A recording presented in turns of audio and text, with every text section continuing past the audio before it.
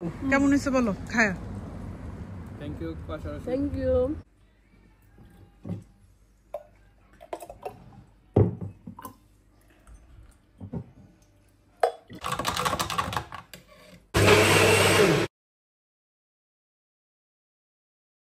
Hello everyone, আসসালামু আলাইকুম। আমাদের এইখানের বাঙালি দোকানে পাকা পেঁপে পাওয়া যায়। তো আমি একটা পাকা পেঁপে নিয়ে আসছিলাম। তো এই পেঁপেটা দিয়েই আজকে করব হচ্ছে পেঁপের শরবত বানাবো, আর পেঁপে দিয়ে মানে টুকটুক করে কেটে খাবো আর কি। তো আমি একটু মোটা করেই কেটে নিতেছি, কারণ নয়তো তিতা লাগে। তো খুব সুন্দরভাবে পেঁপেটা কেটে তারপরে হচ্ছে আমরা এটা শরবতটা বানাবো খুব ইজি ওয়েতে। আমাদের এখানে অনেক গরম পড়ছে আর রোদও অনেক বাড়ছে। তো তার জন্য মানে আমি ভাবলাম যে নুহাস যেহেতু গার্ডেনে কাজ করতেছে, তো সেই সুযোগে একটু হালকা পাতলা যদি একটা ভালো মানে ড্রিঙ্কস বানানো যায়, তাহলে কিন্তু ওরও একটা এনার্জি হবে, আবার ও খুশি হবে।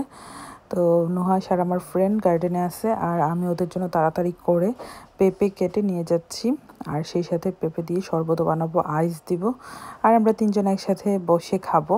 তো আরেকটা কথা বলে নেই, পেঁপের জুস কিন্তু স্বাস্থ্যের জন্য অনেক ভালো, আপনারা ট্রাই করতে পারেন।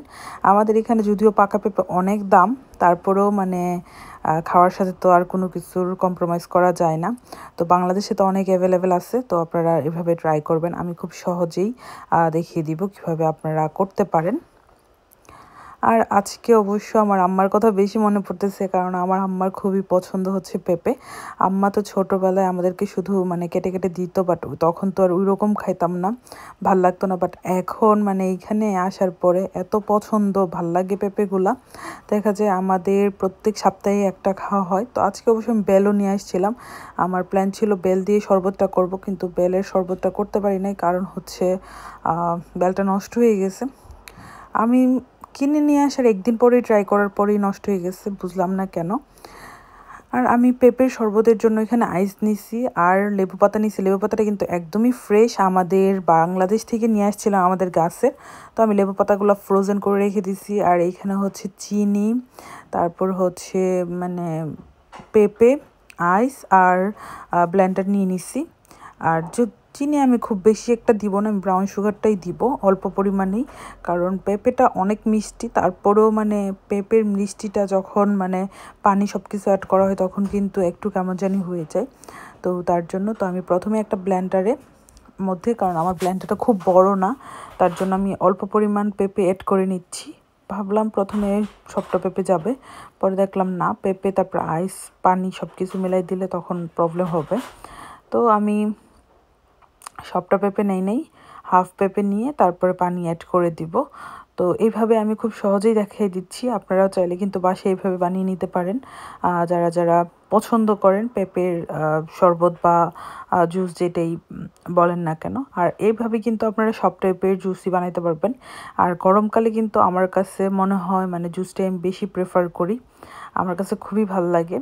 তো ওয়াটারমেলন দিয়েও আমি করেছিলাম, তারপর আনারসের যেটা, ওইটাও সবগুলোই খুবই মজা। তো এখন আমি ব্লেন্ড করে ফেলবো।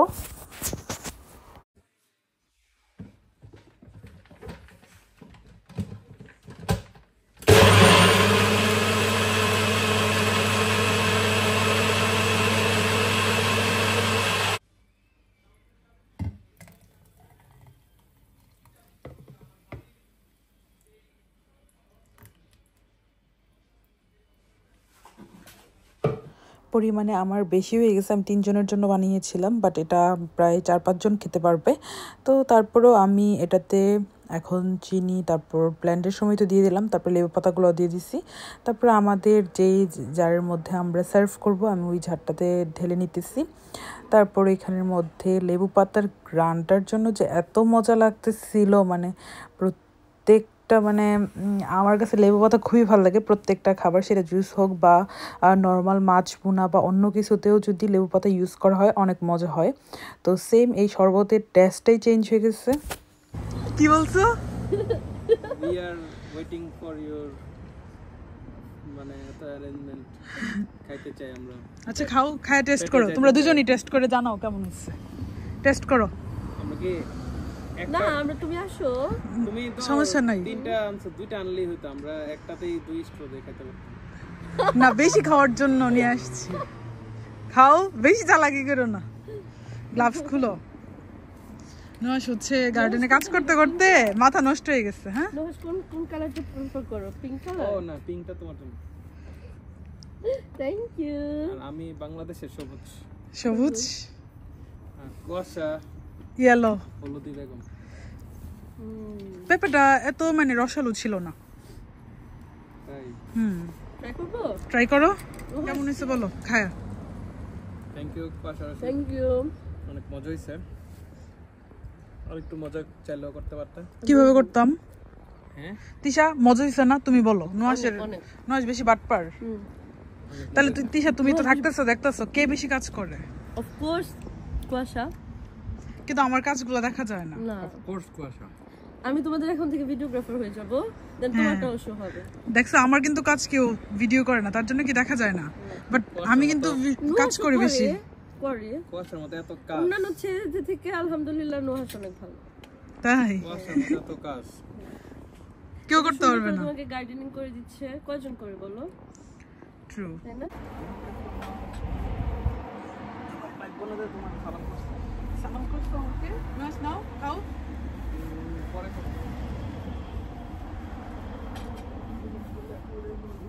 পরে অবশেষে ভাঙে মনকে। এটা তিশার জন্য গাইতেছি। তাই দেখো কত প্লাস করে দুলা ভাই ভাই, তারপর আশেপাশে সব এলাকা। এলাকা এলাকার জামাইরা হ্যাঁ। ধরো বউ নিয়ে পর্যন্ত টিজ করা শুরু করে। দুলা ভাইয়ের বন্ধুরা, এটা ভালো ছিল। দুলা ভাইয়ের বিবাহিত বন্ধুরা। মদুলা ভাই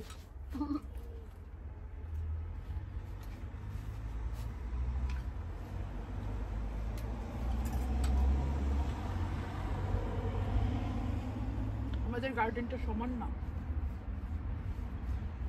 নুহাস কাজ করতেছিল আর আমরা বসে বসে খাচ্ছিলাম আর গল্প করতেছিলাম। তো খুব সুন্দর একটা সময় কাটলো উইকেন্ডে। তো সবাই দোয়া রাখবেন আমাদের জন্য। আজকের ব্লগটা এই পর্যন্তই। আল্লাহ হাফেজ সবাইকে।